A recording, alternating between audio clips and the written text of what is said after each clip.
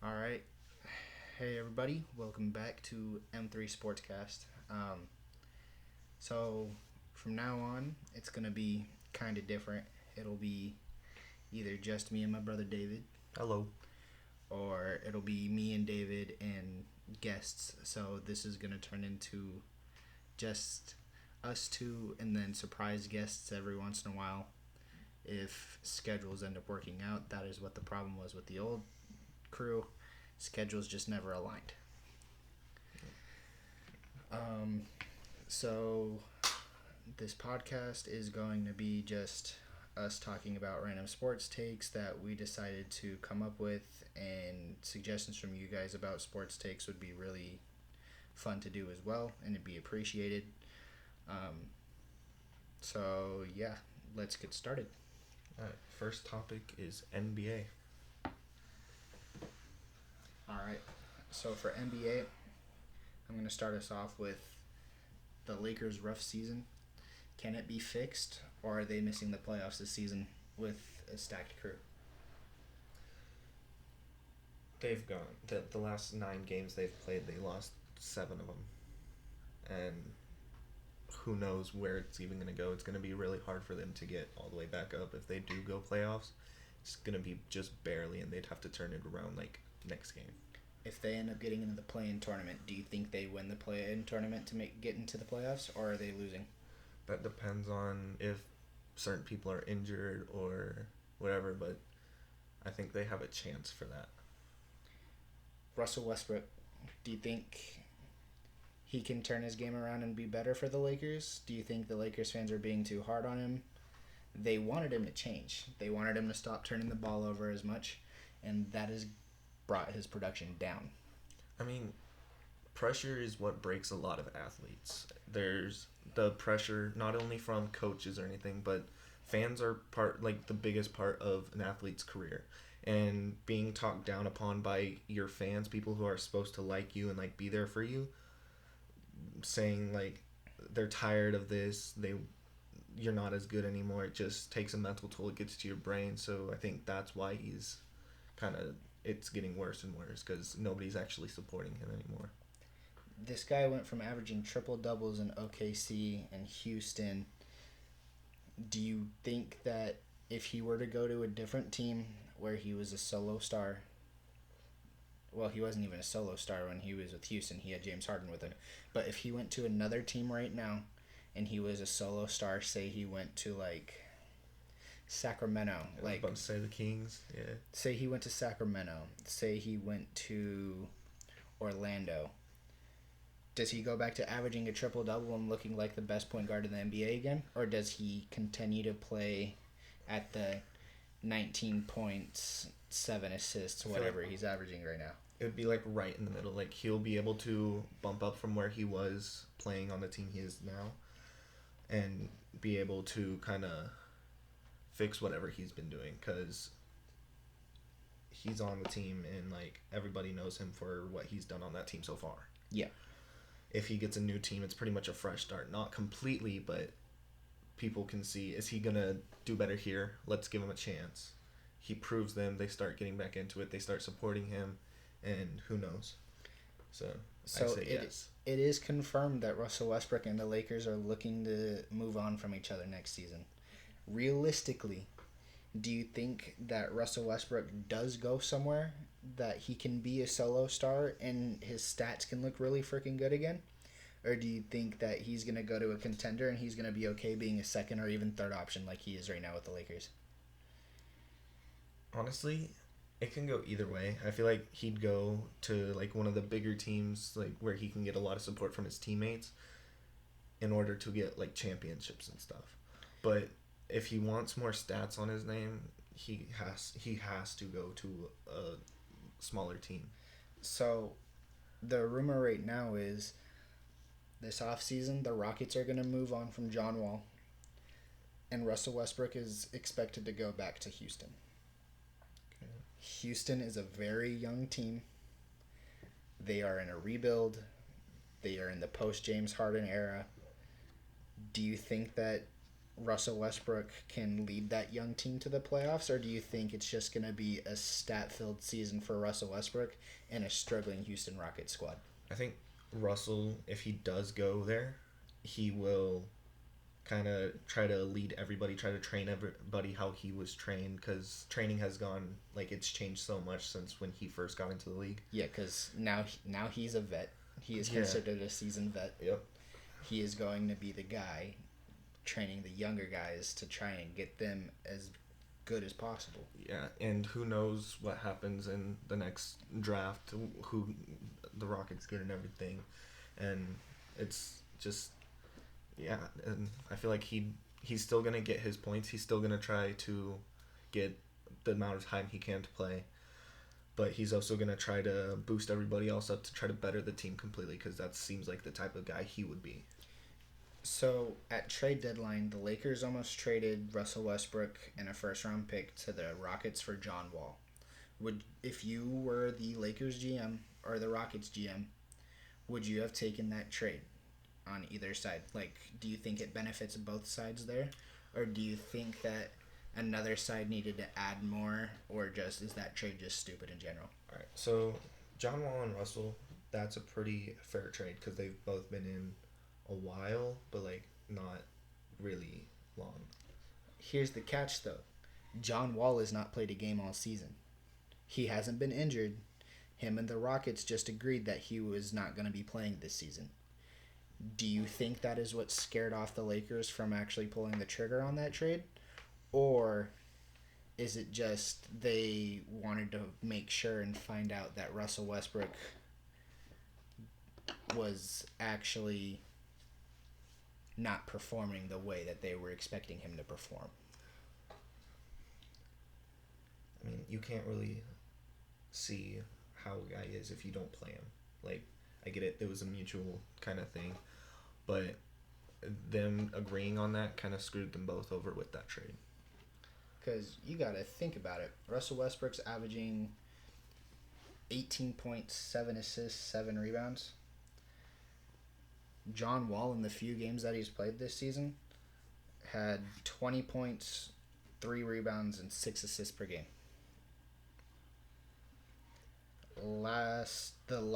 Actually, that was in 2020, so that wasn't even this season.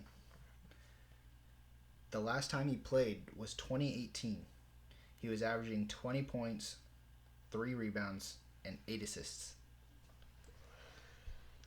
So is it Russell and the pick for Russell John Wall? and the pick for John Wall. I feel like, what pick was it? What round?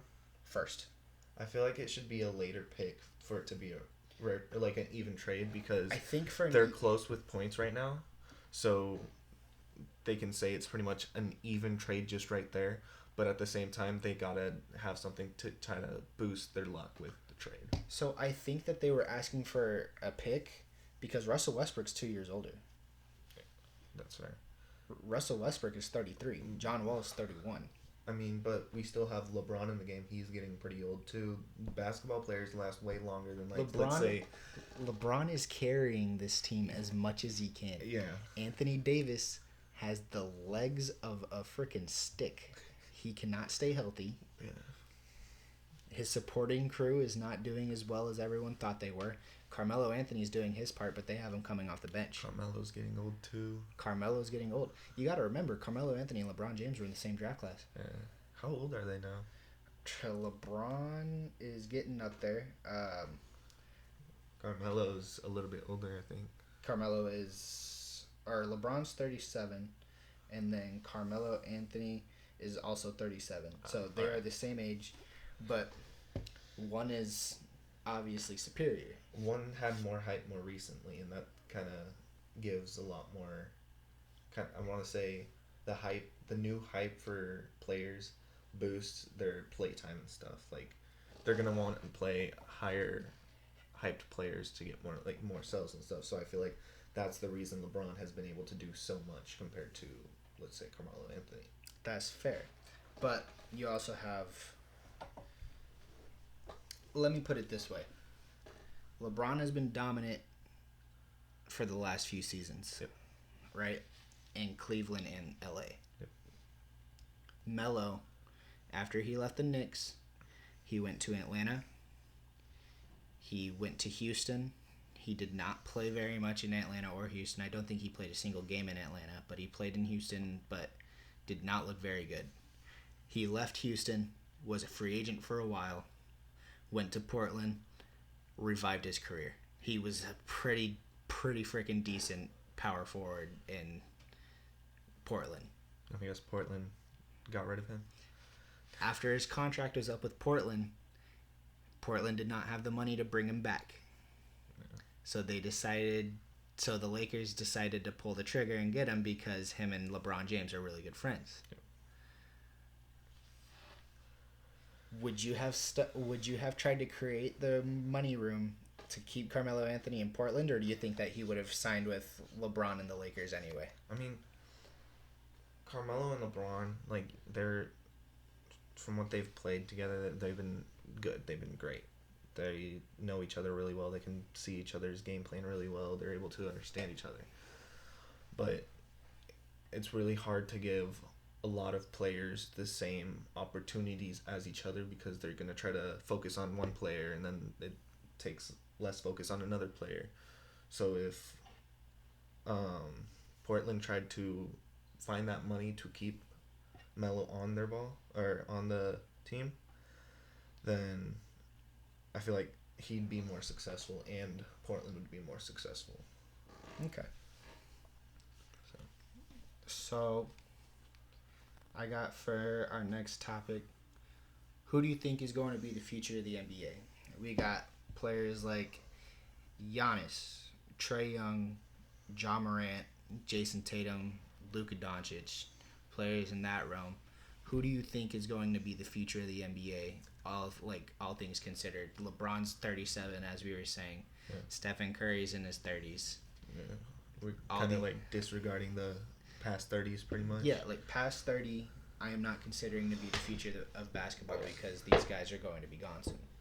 All right. Out of those people, it's down to Doncic or Jason Tatum because he's been doing phenomenal lately. Wow, you're taking them over Giannis? Giannis, he's great. Without a doubt, one of the best. So, for me, in my opinion, it's going to come down to Giannis, Luka, and maybe Ja. But Ja scares me because he reminds me a lot of Derrick Rose with how athletic his dunks are. Yeah. I'm scared that one of these times he's going to land wrong and it's going to ruin it. Yeah. Giannis, 2-time MVP, and has a ring. Built like a freaking train. He's durable. He has a ring. He has the Finals MVP, and he has a Defensive Player of the Year. He's 27 years old. Yeah. 26 years old, one of the two. He's not even at his full prime yet. But Luka, yeah, he's averaging stats like freaking LeBron. Yeah. Luka's keeping up with all of the stars, the higher names. In his first 245 games, the only stat that LeBron is beating Luka Doncic in is points per game. Assists, rebounds, goes to Luka. That shows who's the team player and who's more want to focus on themselves. That's the thing, though. Don't get me wrong. LeBron didn't have anybody with him for his first 245 games. He had freaking Mo Williams, Zydrunas Ilgauskas. That's a point guard under 6'5". Yeah. That is a center with a really good post game, but no jumper, no 3-point shot. He didn't really have anybody else with him. He had to pretty much that was before Shaq came to Cleveland to help him out. He didn't have anybody. Luka, he had people. Luka had Kristaps Porzingis, who's now playing with the Washington Wizards. Luka had, actually, I think that's it. JJ Redick, I think, was there for a little bit. But, Luka Doncic, he's definitely a team player, figuring he is the star player of that team. He's been the star player of that team since he got drafted. Yep. The fact that he is still averaging 7 assists per game for his career so far, and being the number one option on that team, that is pretty freaking good to me. That's good in my opinion. Since he came in, yeah. Russell Westbrook, yeah, he was averaging a ton of assists, and he was the only, or quote unquote, the only star on his team. He had Victor Oladipo though. Victor Oladipo's a bucket. Yeah. He had Paul George. Paul George is a bucket. He had James Harden. He had Kevin Durant. Those guys are buckets. Yeah. Serge Ibaka, he's a bucket now. He wasn't really a bucket then. That he was just the defensive presence that was freaking kicking everybody's ass. That's somebody whose name fell off for a while. Serge Ibaka. Serge Ibaka's now playing with Giannis in Milwaukee. Yeah, that's their defensive guy now. That's their duo right there. I think he's actually on the bench though. I think they're starting Giannis, and then Serge Ibaka is just the bench defensive presence guy. With the 3 1 0. He can make it 3. Giannis at center. And then Serge Ibaka at forward. I do it the other way. Giannis at power. I'd have Giannis at the 4 and Serge Ibaka at the 5. Okay. But I like that they have Brook Lopez coming at the 5. Like, he's building his name up too. Like, he's got the 3 ball now. Yeah. Friggin', he could not make a jumper to save his life when he was playing for Brooklyn. And then he goes to Milwaukee, and now he has a jumper. He built a jumper. He has a 3-point shot now. Yeah. He is a very good 3-point shooter now. Yeah. He's pretty fast, too. All these guys, though, they all have help. Except for one person, in my opinion, on that list. Trae Young. All right, I feel like the only reason like people hated on Trae was because of how cocky he was. I feel like it's the same how it was with Stephen Curry when he started popping off. It's the cockiness they have, but at the same time they deserve it. Now looking back at Stephen Curry, he deserved to be cocky. He was throwing buckets like it was nothing. He still does that. Like, it's not as prominent anymore. He's kind of like he's starting to miss some shots now. Trae Young is going to be our next Stephen Curry. 100%.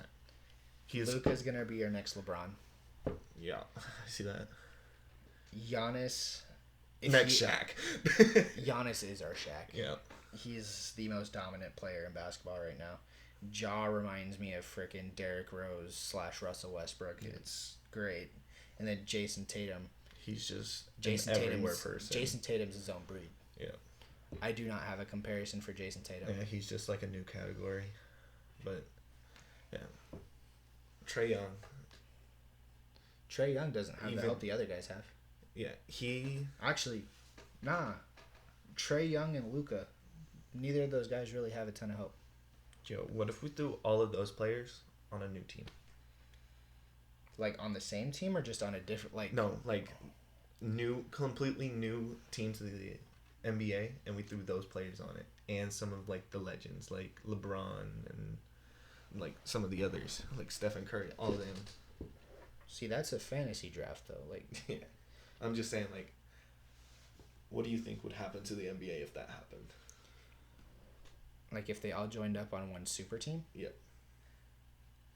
Well, first of all, they'd go bankrupt. And second of all, no one would want to play anymore. That team would be so dominant that no one would actually want to try and play against them. Yeah. That's just my opinion, though. Like, I don't have a... It would just be cool to, like, see them, like, even if it was a straight, like a street ball game in LA, just seeing a whole bunch of a power team just play with fans and stuff, showing off their skills and stuff. Yeah. Just kind of, like, hey, we're doing this, let's go. Yeah.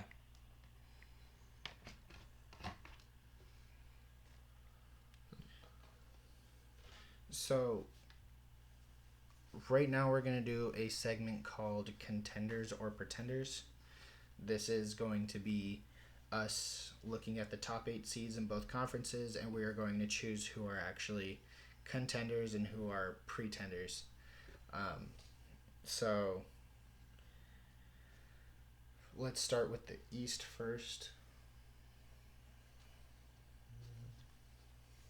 So, East Conference players? Eastern Conference. So far the standings for the top 8 teams, Miami's at 1. Contender or pretender? Miami? Yeah. I want to say contender. I'm going to say contender as well. Yep. They got one of the best bench depths in the NBA. The fact that they were able to compete at such a high level without a lot of their star players when the big COVID thing hit in the NBA, they are going to be pure contenders in the NBA playoffs. I want to pause this real quick. So you have the list for the top 5 right now, yeah? Yeah. Is that the order you'd put the teams just overall, or would you have it ordered completely different? With just disregarding the stats, not going by stats, what would your order be from best to worst, even though the worst is still going to be one of the best teams? So in my opinion, number 1 I think should be Milwaukee. Yep. Number 2 is going to stay as Philadelphia. 3 is going to be Miami. 4 is going to be Chicago. 5 will be Boston. All right. Yeah, I completely agree with that. Milwaukee. So Philadelphia, contender, pretender. You got to remember they just added James Harden.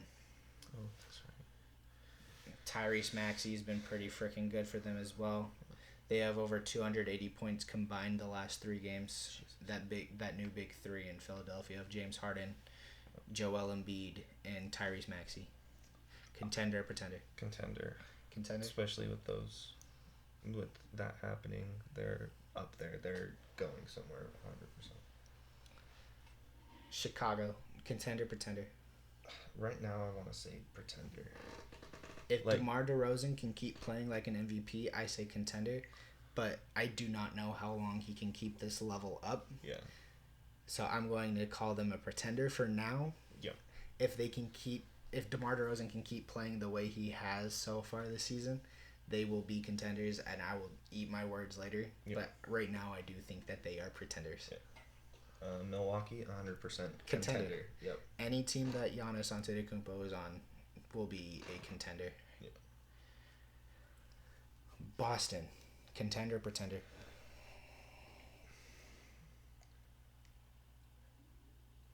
Pretender. Pretender. Yeah.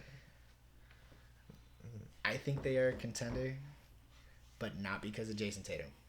I think that they are a contender because of Jaylen Brown.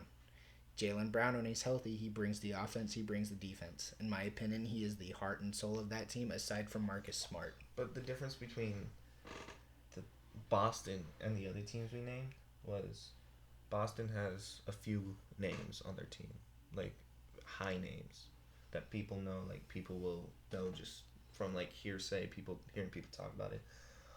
The other teams, Heat, 76ers, and Bucks, they got quite a bit of bigger names. Yeah. Bulls I'd put down there with Celtics, where they don't have a lot of big names, but they still have some that people will still hearsay. So yeah, that's why I put it as Bulls and Celtics as pretenders, because they don't have necessarily the amount of talent to put up in the contenders. Cavaliers, contenders, pretenders.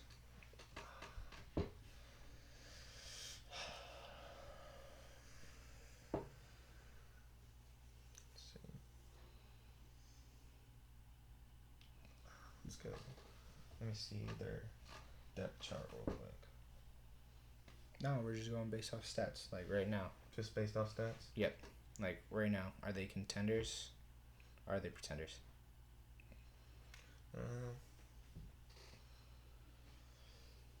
Let's go. I'm going to say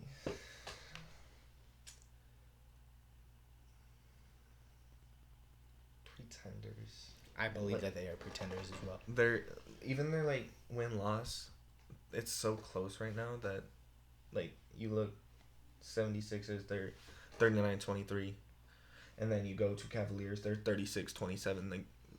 There's this huge gap that's closing in right there. Their best player on their team right now is their first-round draft pick. Their best player is a rookie?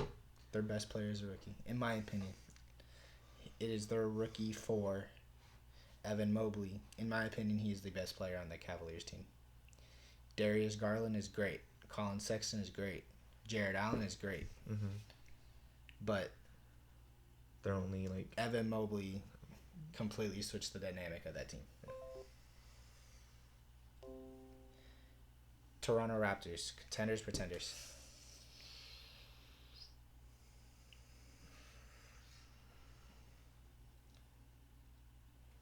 I'm gonna have to go with pretenders on that too. I think they're sneaky contenders. Sneaky contenders. Pascal Siakam, you can never count that guy out. Fred VanVleet, freaking, you can't count that. You can't count that guy out either. Mm-hmm. He is a great defensive presence, but he's got an offensive arsenal as well. Yeah. Scotty Barnes went from a college sixth man to one of the top rookies in this year's draft.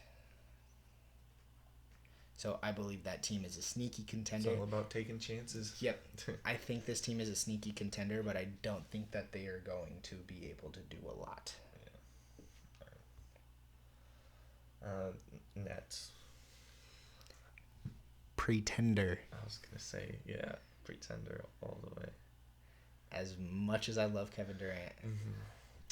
he is that team is a pretender. Yeah. I mean, he's getting wind. He's getting up there again. His name's like blowing up again. It's going crazy, and but for it to be pretty much big name, kind of a ghost. Like, there's so many more better people too. Big name again. Who it's not stable with him even. Like, the Nets aren't stable with him on there per se, because it's gonna go doing amazing and then kind of going back down there and then doing amazing. So, I say pretender, but I didn't think about it fully. Kevin Durant just got back from injury. A lot of these losses happened because Kevin Durant was injured, and Kyrie Irving can only play half the games, and Ben Simmons hasn't played a single game. So, I'm actually going to change my vote to contender, because If they had the team they can have, it'd be... Kevin Durant's now healthy. Yep. Kyrie Irving, yeah, he can only play half the games because he can't play his home games, but... He's always been a dominant player. Yeah, like, even the games that he has played this season, the away games, he's been dominant. Yep. He's been a dominant force. So, I'm going to change my vote, and I'm going to say contender, but that's if Kevin Durant could stay healthy. And play how he was playing before. Yes. Injury. Yep. Like, that's where, yeah, now that you say that, like, that changes my mind a little. It's, like, on the verge between contender and pretender. Like, it's, like, barely getting up into contender. Yeah, but, like, if he can play, that'll keep rising up. I mean, but, yeah. If Ben Simmons starts playing, do they become more of a contender? Or do you think he chokes in the playoffs again like he did in Philly? New team, new person. Like, same person, but, like, new person per se, because he's somewhere else. He's on a different environment, different players with him. Yep. So I'm going to say benefit of the doubt.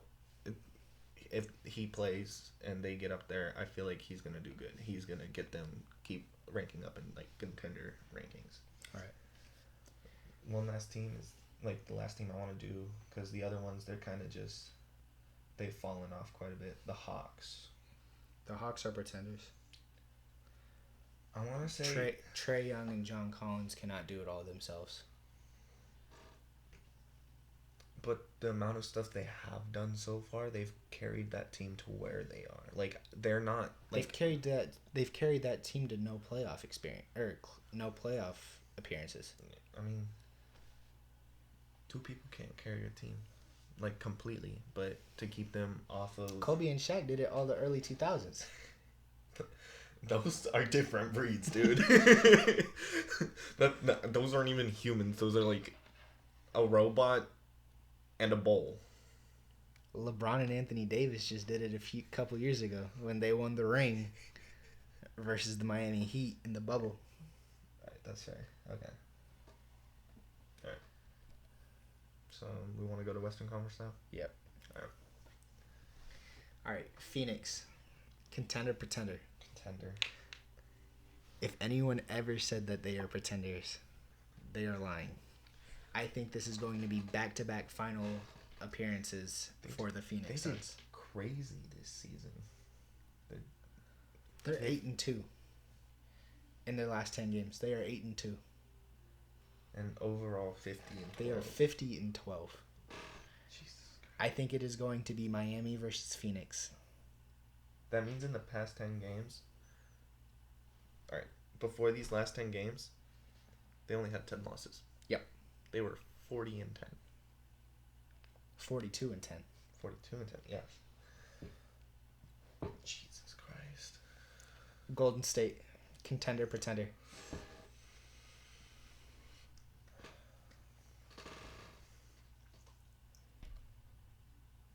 I want to say contender, but again, like some of the teams in the Eastern Conference, it's kind of like almost to pretender. Like they're really good. Don't get me wrong, but it's starting to get to the point where they're getting not enough players to carry it. I'm going to say contender, but at a price. Draymond Green is out. That is the heart and soul of that team. Andre Iguodala isn't the same Andre Iguodala. Klay Thompson is not the same Klay Thompson as a few years ago before he got hurt. Stephen Curry is doing it all basically by himself. I mean, even then. But Stephen Curry doing it all by himself, yeah, sure, they're a 43-20 record. Their last 10 games, they're 3-7. Yeah, someone I can't wait to get to, the Jazz. Oh, the Jazz are contenders. 100%, yeah. All right. That's number 4, though. So the Grizzlies at number 3, I'm going to say contenders. That's just in my opinion. Ja Morant is carrying that team. Yeah. Jaren Jackson Jr. is a great defensive presence. Yep. Steven Adams, he's freaking dominant on defense as well. The New Zealand man, Aquaman. Love that guy. But yeah, the Utah Jazz at number 4, they are contenders. Yeah. Donovan Mitchell and Rudy Gobert have that team set for greatness. Yep. Mike Conley, he was a great addition a couple years ago. He's a great defensive presence at the point guard position. Who they get after the season's over too, and I think they need a better option at point guard, and I think they need an extra wing. I think they need a new small forward. Curry, he's been at the Warriors his whole career, yeah? Yep. What if Curry went to the Jazz and played point guard there? I wouldn't want that. Fresh start for Curry. He can kind of build with a new team. I wouldn't want that at all. Not at all. That takes away from Donovan Mitchell. I want to see Spider do Spider things. Okay. If I were to see any point guard go to the Jazz and be okay with it, I would want it to be Chris Paul. That's good. He is a pass first guy. He is the guy that will average 15 points and 12 assists. Yep. He will be the guy passing it to Donovan Mitchell, making sure Donovan Mitchell can average 26, 27 points a game. That is just the type of player that Donovan Mitchell is. He's doing it without an all-star point guard. Yep. Dallas, contender, pretender? Contender. I'm going to say pretender. You're going to say pretender?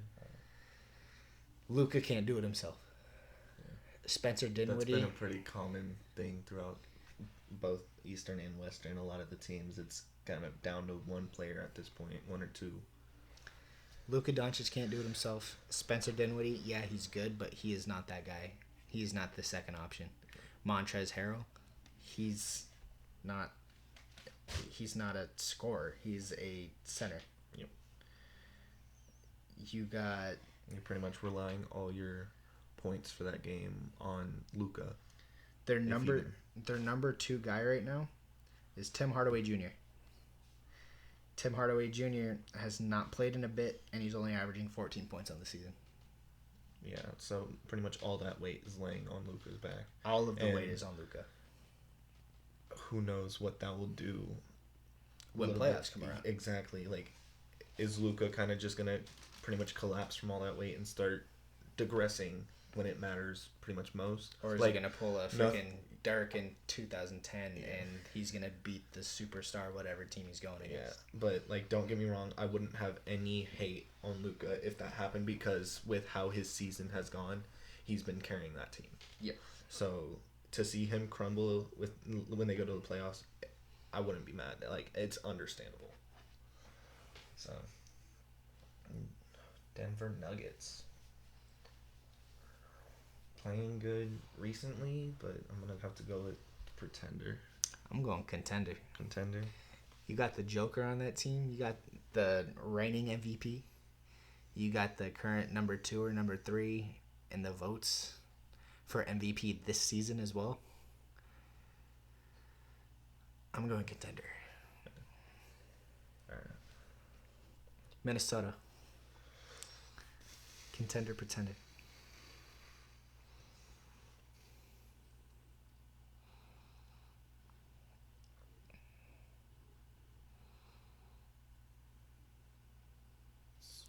I'll say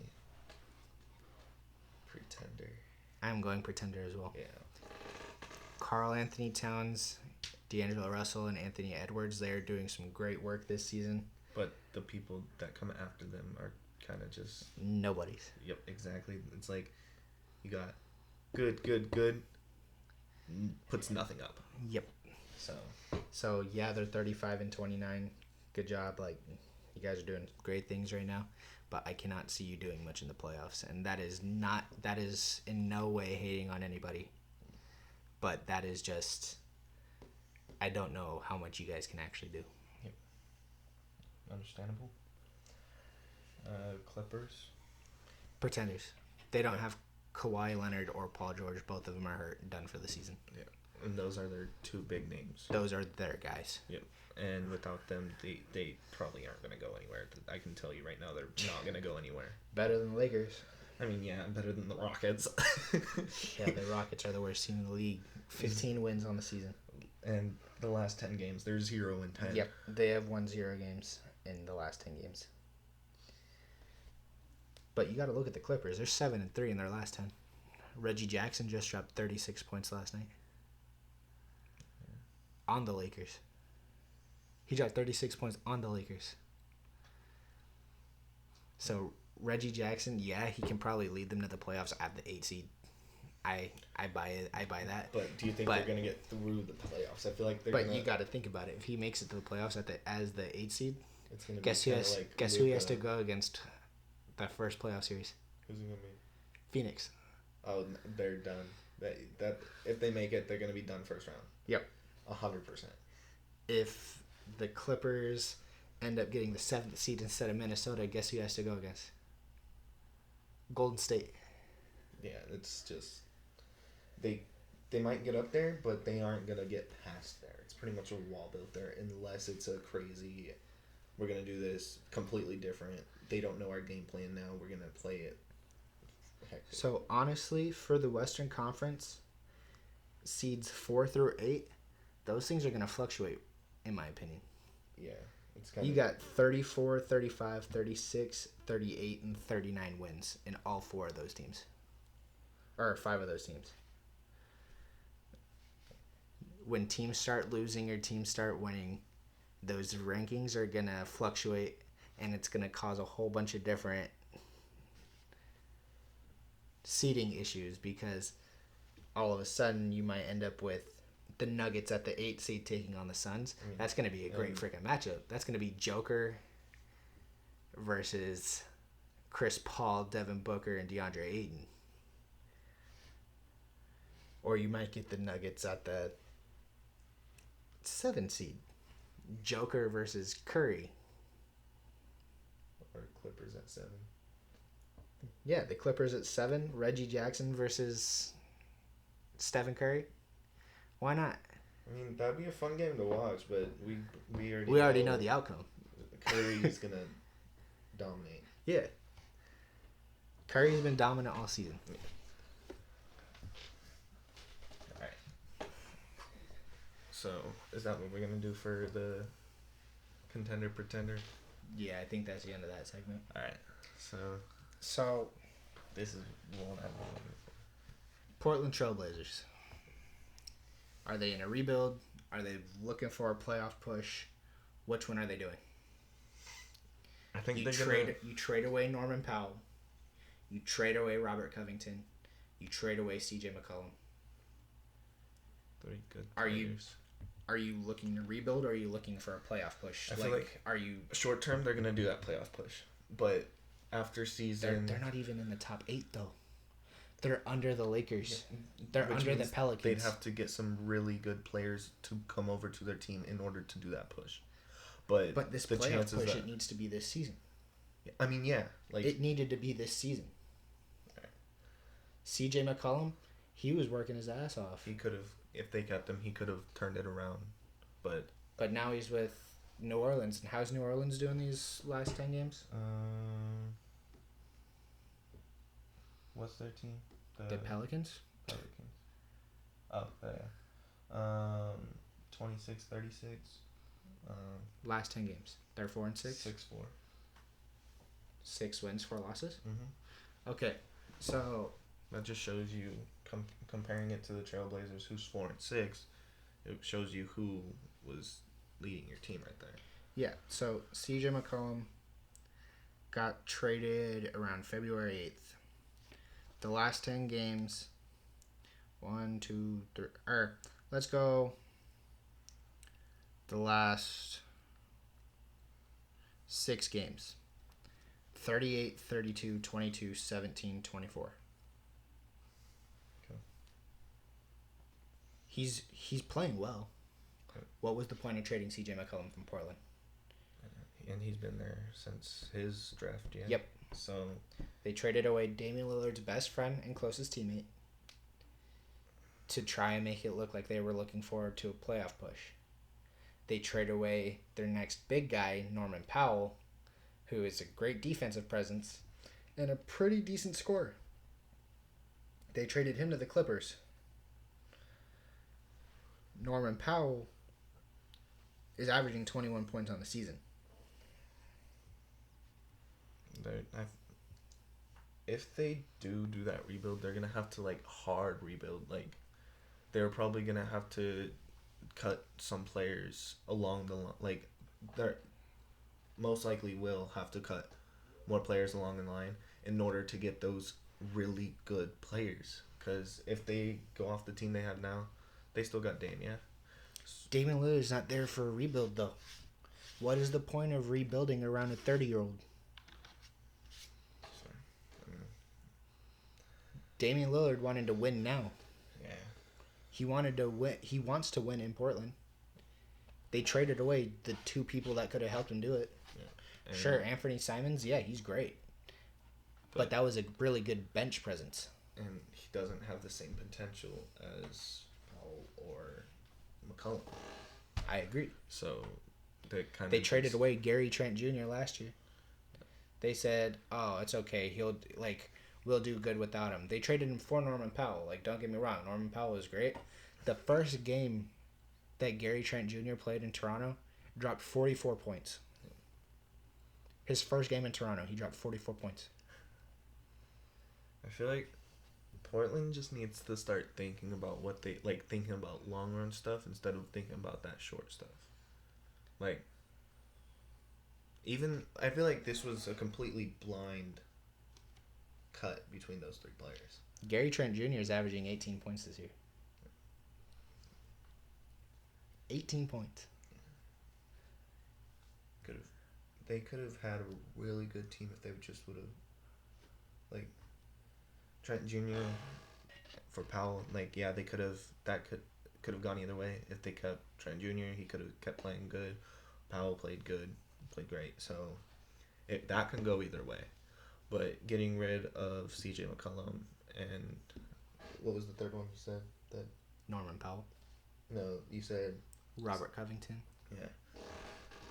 Robert Covington's just a really good defensive wing that I don't think that they should have gotten. They couldn't afford to get rid of him. They should have, like, if anything, put someone new in for a little, train him harder, kind of get him up to a higher standpoint, and then put him back in and have him play again instead of just completely just getting rid of him. Yeah. Freaking CJ McCollum is averaging 20 points. Anthony Simons is averaging 17. CJ McCollum was a really good guy to have for when Damian Lillard got hurt. Okay. Or if Damian Lillard needed a break, CJ McCollum was in there playing point guard, playing shooting guard. He was doing everything. Anthony Simons, he was really good coming off the bench. He's averaging 17 points as I think he's a starter now. So, like, it's not bad, but, like, was it worth getting rid of CJ to have another guy who puts up roughly around the same numbers as CJ? But the GM is the one who cuts the players, yeah. Correct. Yeah.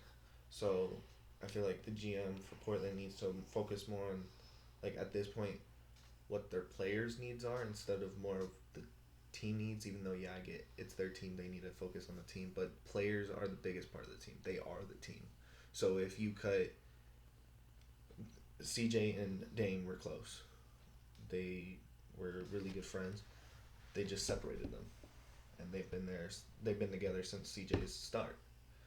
So them separating them right now, who knows what's gonna happen to both of their careers. Like Dame, he'll still go on. He'll be there for a few more years, if not longer.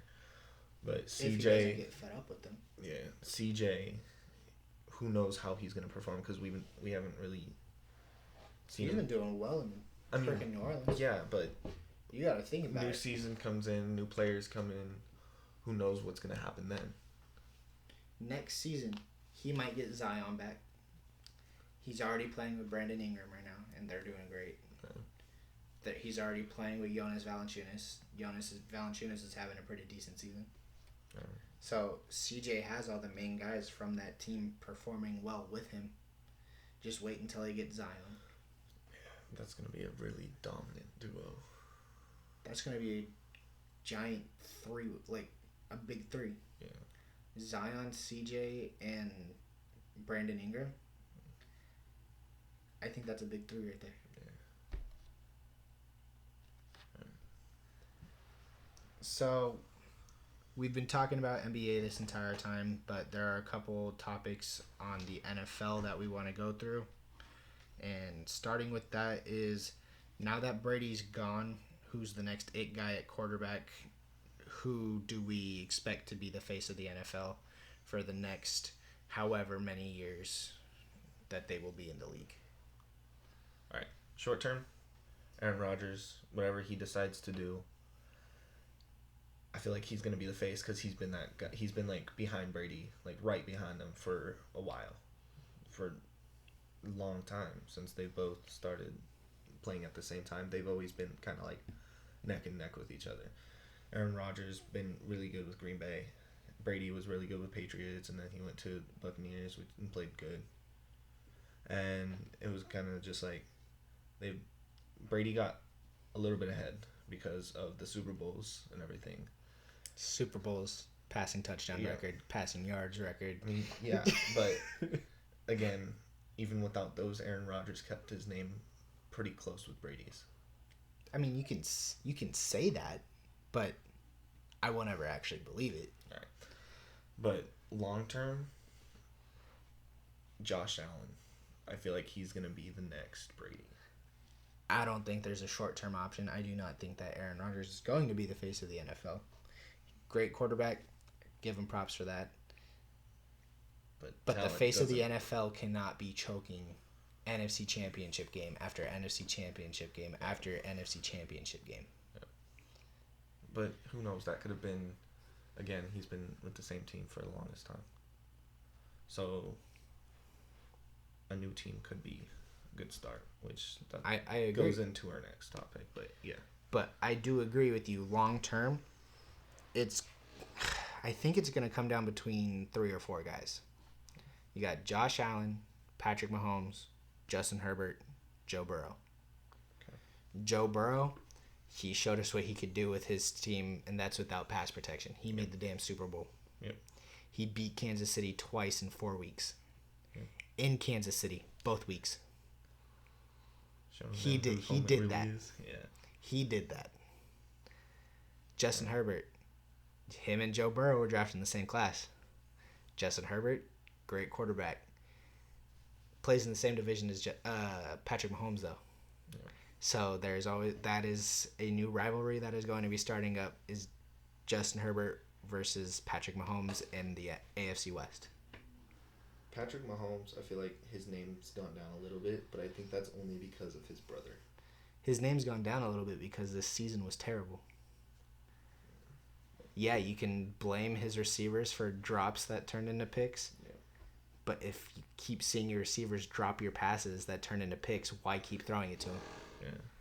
But Patrick Mahomes, I'm not going to say that he's not talented. He's an extremely talented quarterback. He's got a cannon of an arm. He's been a talented quarterback since 13 seconds. It took him 13 seconds to come back and beat the Buffalo Bills in the playoffs. Yeah. I'm still salty about that. But, I can't deny greatness. The talent there. Yeah. But Josh Allen, he is my front runner for the future face of the NFL. An all-around QB. He is young Tom Brady. I wouldn't even say Tom Brady. He's more mobile than Tom Brady. His arm strength is better than Tom Brady. Sure, his accuracy can use some work. Yeah. But his first season in Buffalo did not go as planned. But he's Peyton Manning on the Broncos. But then they go out, they make a gigantic trade. Stephon Diggs. Bring Stephon Diggs into Buffalo. Let's see how that works. They make the playoffs. Yep. They go toe-to-toe with Patrick Mahomes in the playoffs. And they lose, yeah. They lost. It's okay. It teams happens. Lose it, yeah. This season, they say, let's run it back. They end up going against the Chiefs. They almost beat the Chiefs, but they lost. Patrick Mahomes came back with 13 seconds left on the clock. Gets into overtime. Chiefs win the coin toss. They win. Josh Allen, in my opinion, is a better quarterback than Patrick Mahomes. That is my personal preference. But they also need better team. Both of them need better players on their teams. They both have decent receivers, but at the same time they could have better. If they had, let's say, receivers. Aside from Stephon Diggs, who does Josh Allen have? Dawson Knox is a serviceable tight end. He's not good. He's not great, but he's not bad. He is serviceable. Yeah, kind of just. Cole Beasley. If you need him, he's there. But Cole Beasley, great slot receiver. Yeah, he's not a number 2 guy. Yeah. Gabriel Davis, again, good slot receiver. I'd use him in the slot. They have him playing on the outside. He's not that guy. Yeah. In my opinion, he is not a number 2 guy. He is a number 3 guy. Diggs is kind of pretty much the only outside Emmanuel guy Sanders. They brought him in. He's always been known as the number 2 guy because when he played with the Broncos, it was Demaryius Thomas, then Emmanuel Sanders. That was a great duo. He was not that guy this season. So Josh Allen's number 1 option is Stephon Diggs. And that's pretty much only option right there. Basically his only option. And he didn't even target him very much in the Chiefs game. I mean, to be fair, the Chiefs would probably see that and would have hard covered Stephon if it kept going. That's exactly what they did though. Yeah, that's why Gabriel Davis ended up having 3 touchdowns that night. Yep. Right. But that's also why Josh Allen is running the ball so much. Yeah. Josh Allen, in my opinion, is a more dominant quarterback than Patrick Mahomes is, and in my opinion, his impact on his teammates' game is higher. Yeah. But yeah, Buffalo don't cut their backup receivers. Keep their starters right now as their new backups, and sign some better receivers. And then I say draft a guy. Draft a new receiver. Draft a guy. Sounds like my fantasy draft. Always drafting a good receiver. Yeah. Draft a guy. Draft a new guy. We'll have to do one of those on here too. Do kind of like a fantasy series. But yeah. All right. So next up, I got free agency predictions. I'm going to go through the top 25 NFL free agents, and I want you to give a realistic placing for where you think that these guys are going to go. Are going to or should? Should. Okay. I'm going to ask you where they should go, and I'm going to ask you where you think they're actually going to go. Okay. Starting off with Devontae Adams. Where do you think he should go? Anywhere, really, but like, he just needs to be played on a team. He can kind of adapt to whatever. He's played for a few teams, yeah. No, he's only played for one. He's only played for one? He's been on Green Bay his entire career with Aaron Rodgers. All right. So, then he needs to go anywhere else. Like, he's been great, but I don't even know with that one. That's a hard one, though, because... Where do you think he's going to go?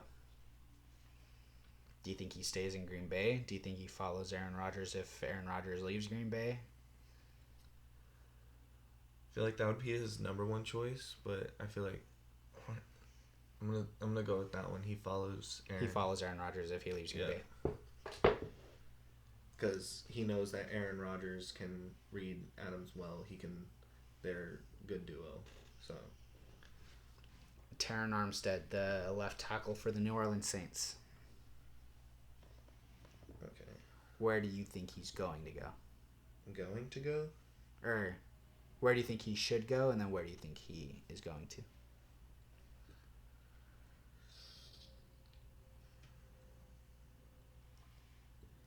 Let's go. Who has one of the worst offenses right now? Like offensive lines? Yep. Seattle, Jacksonville, Cincinnati. That's what they should do. He should go to Seattle for a Seattle rebuild. Or kind of build up. Not really necessarily a rebuild because they have their good players. But kind of building up their team. Cutting the players who aren't really doing much and then adding players who can do a lot for them. Mm-hmm. He should go to, per se, Seattle. Is what I think he is going to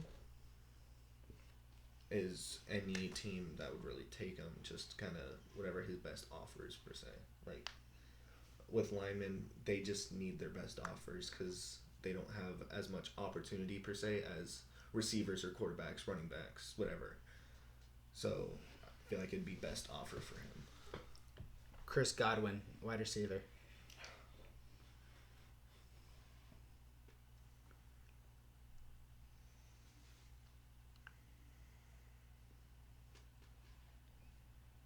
Where's he leaving right now? Like, where did Tampa he just Bay. leave? He just left Tampa? Alright.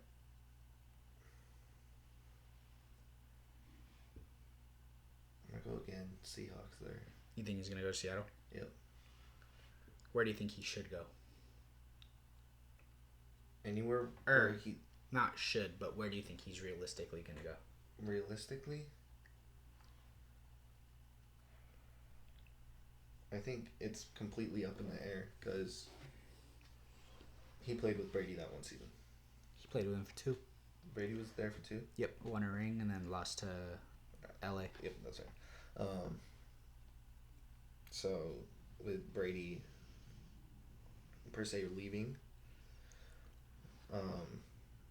it's completely up in the air with him, I'm pretty sure, because I feel like, again, same with the lineman, it's kind of whatever his best offer is because he just needs to get somewhere and start learning what he needs to do there. Mm-hmm. So, yeah. Von Miller, linebacker, leaving the Rams. Where do you think he should, and where do you think he actually is going to go? Go back to my team is what he should do. Go back to the Broncos. You think he should go back to the Broncos? I mean, he did good there. That's where he built his name. Yep. So, but with the possibility of Bridgewater leaving and some rumors that Rodgers is coming in, we don't know how their dynamics are. They don't know if it's going to be really good offense, really good defense, or they're going to have like some weird play changes because it's different QBs. They got to kind of redesign their playbook per se. So who knows what's actually going to happen there. The scheme fit is going to be thrown off if both of them go there. So realistically, I don't think he's going to go there. I feel like he's going to go to like a smaller name team. Let's say like Browns or something like that. Kind of. You don't see him going back to the Rams? He could. Like, you don't think that the Rams are going to try to bring him back to run it back for another Super Bowl run? They have possibility for bigger people, let's say draft or just Younger guys. trying to trade for younger guys from other teams. They have the space for that. Mm-hmm. They just won their ring. They know the players that they have right there. They have a lot of young players. The Rams have a lot of young players, and they have a lot of dominant players, which that was proved in the Super Bowl. Mm-hmm. So even if they don't take him back, they are fine. They can draft, even if it's not even a good rookie, they can build him up to be probably one of the best. They'll probably get back up there. Gotcha. So realistically, it'd be like one of the worser teams in the NFL. Instead of 25 free agents, we're going to do 10. Okay. Because, like, even Detroit needs a really good big pass rusher. Yep. Number 5, Chandler Jones, linebacker. Yep. He's just leaving where? Arizona. Okay. Yep. And things are bad between them, so he's not going to go back to Arizona. I feel like he would be the same as Von Miller. Like, he's getting up there in age, so he's going to go to a smaller team that's okay with taking on the age. They just kind of need players to get them up there, get some points on the board, and get some defensive stats. Yep. Kind of build their name to where they get more money per se from, like, let's say sponsors and shit, and kind of just build their team up, get money, and get better players once they retire. So Chandler Jones, he's again like Von Miller, a good pass rusher, but he's also up there in age. Yeah. So if they both went there and they both played outsides, I feel like that would be really dominant either on Browns or Detroit. Gotcha. J.C. Jackson, number 6, the corner from the New England Patriots. I think he should just stay with the Patriots. I think realistically that's what they're probably going to do. Mm-hmm. Just kind of keep it right now with the NFL, other than the Rams, pretty much all the teams kind of need that little boost / rebuild / build up. In their secondary. Yep, and these people that are in free agency right now, they could be really good build-ups. Mm-hmm. So, Mike Williams, wide receiver from the Chargers.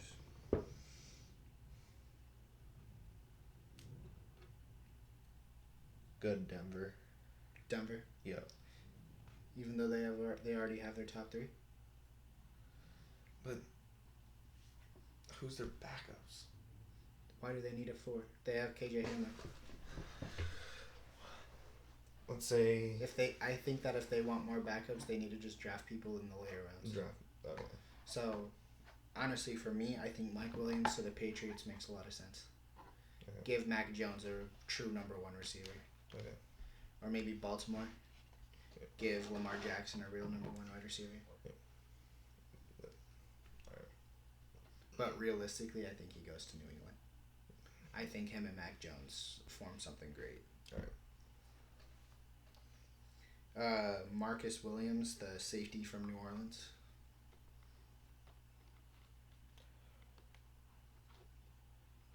Stay at New Orleans. Stay in New Orleans? Yeah. That's what you think he should do, or that's what you realistically think is going to happen? I think that's realistically going to happen. Because New Orleans, their defense is pretty good. So, I think he probably goes to a team like Minnesota. Kind of like the mid-range teams. Minnesota, Vegas.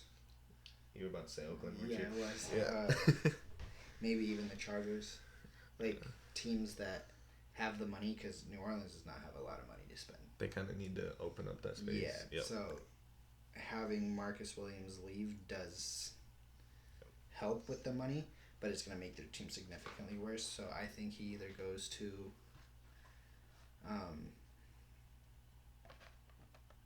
Minnesota or LA, maybe even Las Vegas. Las Vegas would be a good one for him. Yeah. Orlando Brown Jr., he's the left tackle for the Kansas City Chiefs. He's a younger guy too. So honestly, I think he realistically stays with the Chiefs. I think he should stay with the Chiefs as well. Yeah. Like, there's no point in just trying to start over at left tackle. Yeah, then Chiefs could use it. Like, they can keep him. Number 10, one of your favorite receivers of all time, Allen Robinson. Okay. He's leaving Chicago. He's not staying in Chicago. He's getting old up there too, yeah? Or is he younger? I think he's at like 28, 29. So he's getting up to the old, but not yet? Yeah. All right. So there is bad blood between him and Chicago right now because of Matt Nagy and Ryan Pace. Okay. Where do you think he should go? Where do you think he realistically will go? Should go, again, the team that needs that build up the most should go to Detroit. Detroit needs that huge boost. They need a receiver. Yeah. They need a number one guy. I feel like that was their biggest flaw, was their receiving core. Their number one guy was their rookie, St. Brown. Yeah. So, I'm going to say he should go there. Realistically, I feel like instead of going to that lower tier, he's going to go to any mid-tier. I'm going to say mid-tier. Because most of the top tier teams already have their set receiver core. Mm. The high-tier teams, that's pretty much what they rely on. They rely on either good quarterbacks or good receivers. Because both can adapt to each. So, I feel like it's going to be a mid-tier where they can work with both QBs and receivers. Kind of building that bond right there. Kind of teaching them to be able to adapt well. Yeah. So that whether they leave or stay, they're going to be good players. So. All right. I'm actually willing to do one more. Okay. This one is one of your favorite players, possibly leaving one of your favorite teams. Mike Gesicki, Miami Dolphins. Where do you think he goes? Where do you think he should go?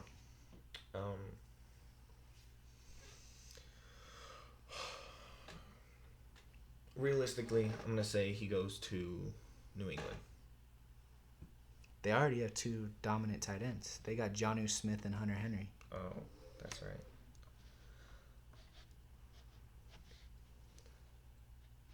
Who doesn't have a good tight end right now? Oh, actually, what was that team we were talking about earlier? Stephon Diggs just is on there. The Bills? The Bills. Honestly, I can see him realistically. I can see him going to the Colts. I can see him going to Dallas. That's a wide range of like teams because that's both a high class and a lower mid. I also kind of could maybe possibly see him going to. Actually, not, because Pittsburgh has that Pat Freiermuth dude. So, yeah, I think either Dallas or Indianapolis. I think. So, is that realistic? Realistically, I think he goes to. Actually, so that's who I think he should go to. Okay. Realistically, I think he stays in Miami. I mean, he's been doing pretty decent in Miami. Mm-hmm. His whole career. So, realistically, I'm going to mix these right here. Realistically, he should stay. Yep. But realistically, what he's going to do is probably it's going to get on that pretty much blind choice of do I stay or do I go? Yep. And kind of just wings it and goes with whatever his gut tells him in that moment. So it's pretty much up in the air for him. Let's do one more. Okay. Rob Gronkowski. Gronk's getting old. He is. I think he plays this one last season, and I think he calls it a career. So I think he is going to go to a place he knows he can possibly get a ring. And I think he either goes to Tennessee to play with Ryan Tannehill and Derrick Henry, or he's going to go to Cincinnati to play with Joe Burrow, Jamar Chase, T. Higgins, and all those guys. That'd be a smart choice going to Cincinnati. Yep. Trying to get that kind of upper boost because Rams, we already know they're probably one of the most dominant teams. They are going to be one of the most dominant teams for as long as Matthew Stafford can stay healthy. Yep. So, I feel like him going to the Bengals would be that little boost they need to, if not put them even with them, put them just a tad bit higher. Yep. So, That's what he should do. Realistically, I feel like that's the same thing. He's gonna go for that. Like, I don't think he stays in Tampa. No.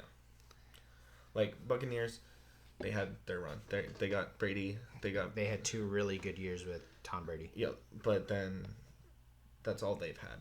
Yep. So losing Brady, that pretty much throws their team back underwater. Yep. Which, no pun intended, because Buccaneers underwater. I didn't mean to do that. But yeah, so Bucks are gonna go back under the water unless they get really good draft people. Mm-hmm. Which nowadays there's crazy athletic, crazy powerful rookies that are coming into the NFL. Yep. Josh Allen came in really powerful like a few seasons ago. So it's pretty much before draft. It's pretty much just you're blind guessing on what happens because you don't know who's actually going to come in from the draft. You're not you can watch their college games, but it all really changes. Their whole career will pretty much change. Their performance will change once they get into the NFL and start working with that more professional team. Yep. Because you work with both. Because in college you're working with 4-year span. You got freshmen and seniors. That's their wide on the team. When it comes to NFL, you can have 22-year-olds all the way up to like 33, 34. Mm-hmm. So you got, what is that, 10-year difference instead of a 4-year difference. You're learning from veterans. You're learning from you have all the resources there to where you're able to either become really good or get overpowered. Yep. So it's pretty much, I feel like we should come back to, like, not per se this topic because this topic will be over by then, but once draft comes around, I think that's when we should take our guess on Super Bowl, like who we think is going to go to the Super Bowl and like the way too early Super Bowl predictions. Yep, that's going to be when we do that. Yep. So I feel like that's a good place to call it. All right. Well, thank you all for listening. Hope you enjoyed, and we'll catch you next week with another episode. Yep. Thank you.